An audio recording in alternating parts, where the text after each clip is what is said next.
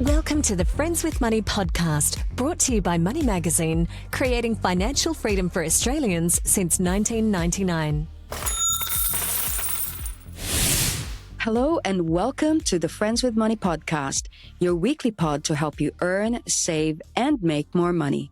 My name is Michelle Baltazar. I'm the editor-in-chief here at Money Magazine. Thank you for joining us. Today, we are all about busting some financial myths.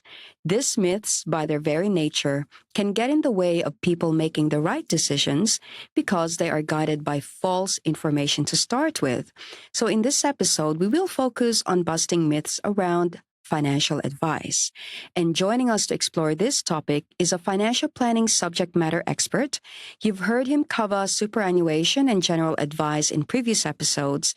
Please welcome back Jeremy Lack from Telstra Super Financial Planning. Jeremy, thanks for joining us. Thanks for having me back on the podcast, Michelle. No dramas. Now, first up, for our listeners that have never had financial advice, what can they expect? In our first meeting with a prospective client, it's really about getting to know them better. And it actually does cover a lot more than just the finances. So the first thing I'm looking to understand when I meet with a client is what's truly important to them. So this might be things such as what their family life looks like, what their work situation is, more about their lifestyle, what they value and what really makes life interesting for them. And once we understand the current state, we then start to look forward into the future, because at the end of the day, it's all about planning, right? So if they cast their mind forward, what does life look like for them in, say, 5 to 10 years' time? As advisors, we hear such a broad range of things that people are interested in.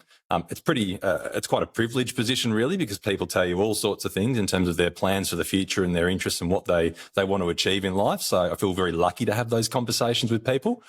Yeah, some of the common things we often hear is when people are looking to maybe, obviously stop work or change jobs, but, the holidays that people want to take, potentially moving home to new areas or helping out the family. But, I've had some really interesting conversations with people who are planning to, say, run their first marathon in their 70s, which is not the kind of thing you come across every day, but very interesting nonetheless. Those knees better hold up. Yes. For a marathon at 70. I think they did. But, and look, through this, we're also looking to gather some financial information as well. So things like assets, liabilities, and cash flow. Understand the client's financial habits and their relationship with money, and really try and understand if there's a bit of a gap in the current planning or current approach that we might be able to assist with in providing advice.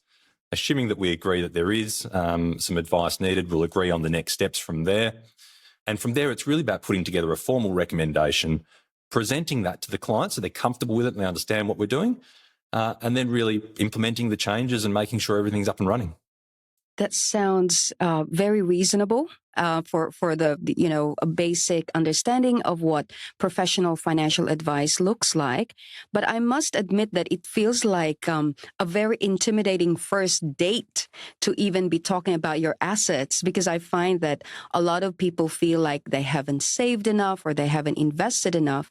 But from what I can gather, it's not really about judging where you are compared to an invisible benchmark on where you should be financially, but rather, as you rightly pointed out, what are your needs? What are your goals if you're running a marathon?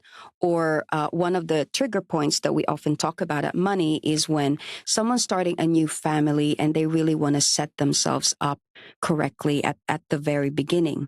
Now, one myth that we hear a lot is that you need to be nearing retirement to get financial advice. Is there a right age to get help? Well, I would say the sooner the better, ultimately.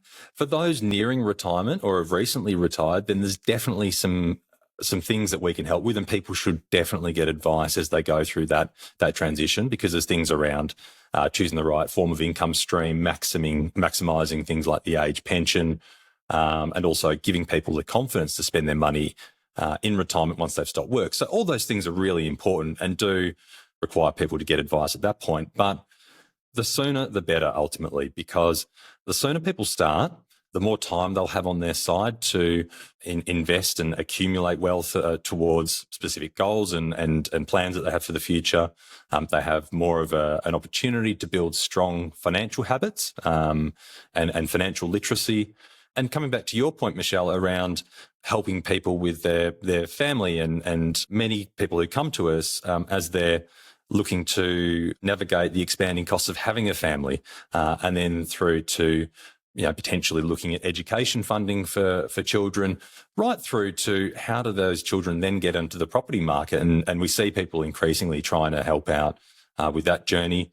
And there's all those lifestyle journeys along the way that we can, as advisors, help people plan for. So it's things like buying the first home, potentially upgrading that home, all those family type plans that we spoke about, towards creating financial independence in the long term. So there's no right age. The sooner the better. It helps to really instill strong financial habits, accountability, and then ultimately confidence in financial decision making.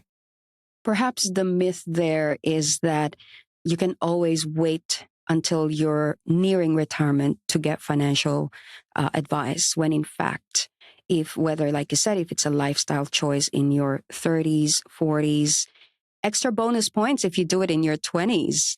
I wish someone told me to start doing so in my early days, straight after uni. Now, let's talk about those who do realize they need financial advice. So once they have the financial advice, how do they stay on track? Do they need to review the recommendations of the financial advisor, or how does it work?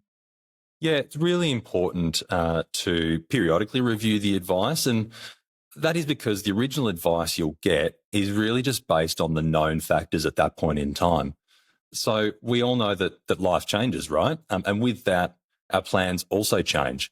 So when that happens, there's a real need to reconsider whether the original strategies that we put in place are still appropriate, and potentially rethink things or adjust the course as we go through. Another big reason is accountability. Left to our own devices, sometimes we can stray from the plan, and having that additional layer of accountability helps to keep people on track. So when you meet with an advisor, they'll also map out what ongoing service might be appropriate. And this will usually include some sort of periodic review, often annually, to check in regarding your current situation and anything that might have changed, as well as any other things you might consider, and then updates to the strategy thereafter. Sometimes it's not just set and forget. You're wise to just kind of review it, just as you would if you need a regular dental checkup or, doctor's checkup. You do need to do this. Now let's talk about superannuation, because this is right up your wheelhouse. If you only have a small amount of super, is it still worth getting help? So I'm talking about those who may only have, say, $100,000 in their super, maybe 60,000. Those who even cashed out their super during COVID. What would you say to them? So there's no one size fits all approach when it comes to getting advice. Even if you don't have a great deal in super at the moment, there's some things that everyone should be considering. Things like how the money is actually invested within the super fund. Don't just assume that it's the right mix for you because it's in the default option. So thinking about the way that the money in super is invested, the contributions that you're making, and what insurance that you might have through the fund as well. So you might have some default insurance cover, which again, shouldn't be assumed it's right for you because it may not be appropriate to your circumstances. So some funds like Telstra Super offer advice to members which can help address these issues in a more straightforward fashion through limited advice. However, just because you don't have a lot in super doesn't mean you shouldn't consider more comprehensive planning. In my experience as an advisor, when I think back to the people who got the most value from my advice, they actually didn't necessarily come to me with a significant amount in super or in overall assets. But it was through identifying what was important to them, agreeing on a plan, and then working progressively towards that over time that we've been able to make some things that they didn't think were possible actually a reality for them, which is very satisfying for them and professionally rewarding for me. Now, I know a lot of our listeners are very self-driven. So DIY is part of the money DNA. But rather than, say, getting financial advice, is this something that people can just do their research and do it on their own? Depends on the advice being provided, but in some cases, the answer might be yes, that they can.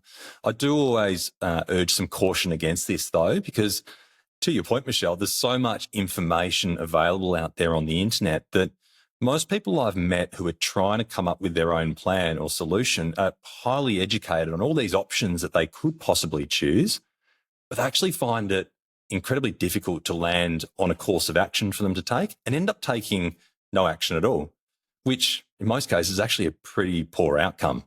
So even the most educated clients I've met often need advice just to navigate the many different options available to them and select one that's appropriate for them is actually aimed to put them in a better position. Thinking about those clients that are really well informed as well, most of them also have some gaps in their understanding of certain areas or haven't considered certain things. So this is where a professional advisor will come in and actually say, have you considered that? And challenge them on their thinking around different paths that they might be thinking about choosing. So it's through this experience and this education as advisors that we're able to challenge people, question their thinking sometimes, and present options that they may not have otherwise thought about, even as really well-informed individuals. Now, we don't want people questioning our thinking, Jeremy. That's, we're always right.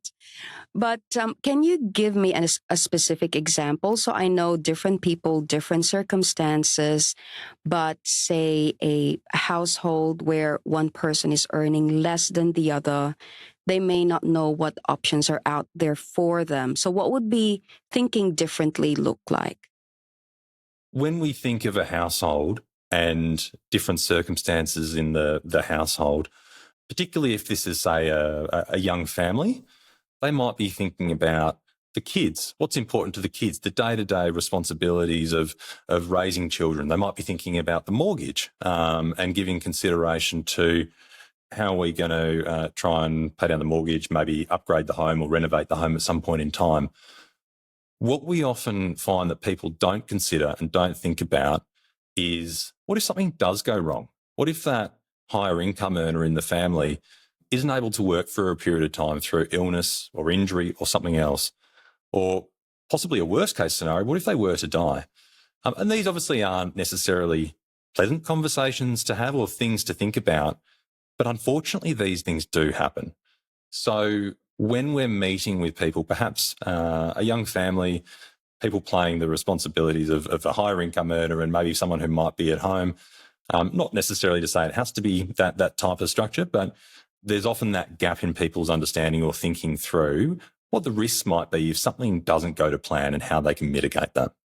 Everyone wants to talk about numbers, and here at Money, we like to talk about money. So does financial planning have to be expensive? Let's talk about the myths around fees. Not necessarily. Look, there's different types of advice, and it's about finding a fit that's right for you. As mentioned earlier, your super fund may offer a limited advice service where the cost is covered as part of your membership for simple advice relating to the fund. So you actually might be able to get some simple advice through your super fund, with the cost of that being covered through the membership of the fund. When your advice needs are more expansive, there are different types of advisors who offer more comprehensive solutions, and the fees will depend on their services and the advice that they offer. Usually the cost for the advice will still be dependent upon the complexity of the work involved, though. As advisors, we have both a legal and ethical obligation to act in our clients' best interests, and part of that includes transparency around the fees that we charge and how we're remunerated as advisors. So you will have a good understanding from your advisor as to what fees you will be charged. At the end of the day, the most important thing is finding an advisor who truly understands what's important to you, what your overall needs are, and this will go a long way to making sure you get value from the exercise. So in previous episodes, we have talked to our listeners about just calling their super fund because there is that service called the financial advice that they can access to. But just to be clear, at no point will you be charged anything without you knowing. I think that's what people are afraid of, that if they call you, that suddenly you're being charged something already. Absolutely right. So when you call your super fund, there's different services that the fund might offer, which might be as simple as giving you some factual information through to general advice, through to different levels of personal advice, and they won't charge you a fee without you knowing about it. They have no right to charge you an advice fee without your prior consent. Good to have that on record, Jeremy.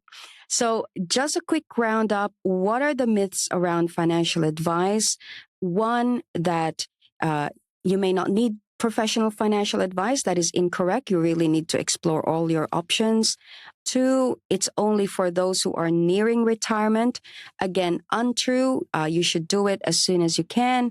Plenty of really good stuff there, but ultimately, because people are scared about fees, just understand that you can get what's called limited advice, and that no one will charge you anything unless they, first of all, disclose that. So, Jeremy, you've been very helpful. Thank you so much for taking the time to explain all of that with us today.